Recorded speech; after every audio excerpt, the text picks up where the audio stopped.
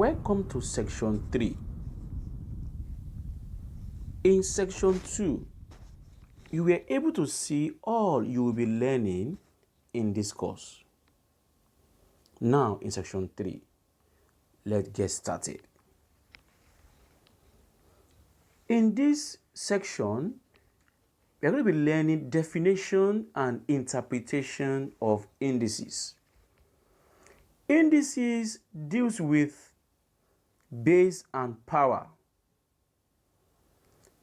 An expression like A and M is called indices. The upper part is the power or the exponent, or is also called the index. So we have 3 names given to the upper part of an expression such as this. The lower part is called the base. So anytime you have an expression like this, it's called A to power of M.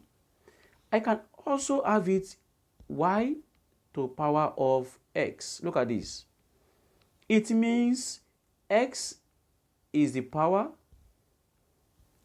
X is also the exponent, X is also the index, where Y is what? Is the base.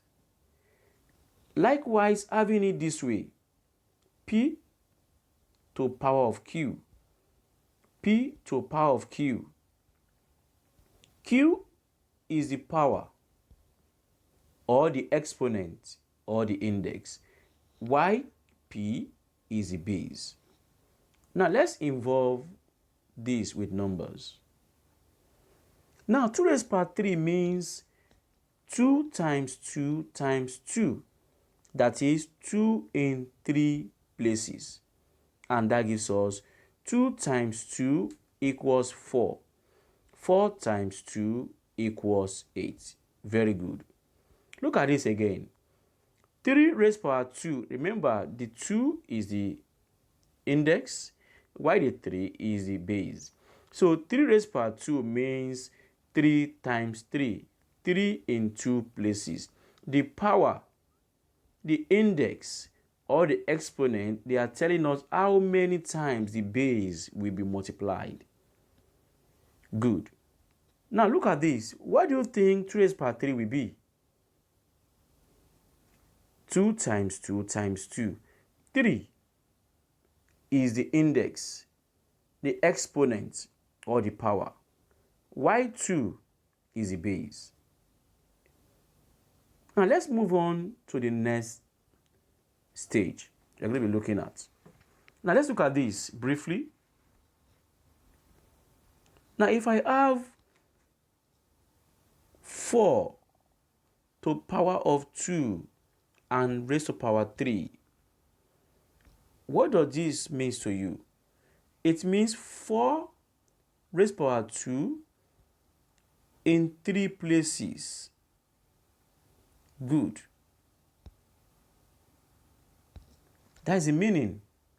And that is the same as saying 4 raised to power 2 is 16, 4 raised to power 2 is 16, and 4 raised to power 2 is 16. Note that.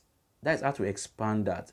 If I also have something like this, 2 raised to power 4 to power 5. Look at this. These names are saying 2 raised to power 4 in 5 places. So you have to know the meaning of this. 2 raised to power 4 times 2 raised to power 4, then times 2 raised to power 4. And 2 raised to power 4 will give us 2 in 4 places. And that will be 2 times 2, 4. 4 times 2, 8. 8 times 2, 16. So we have 16. We have 16. We have 16. Then we have 16. So if you multiply them together, you should be getting an answer.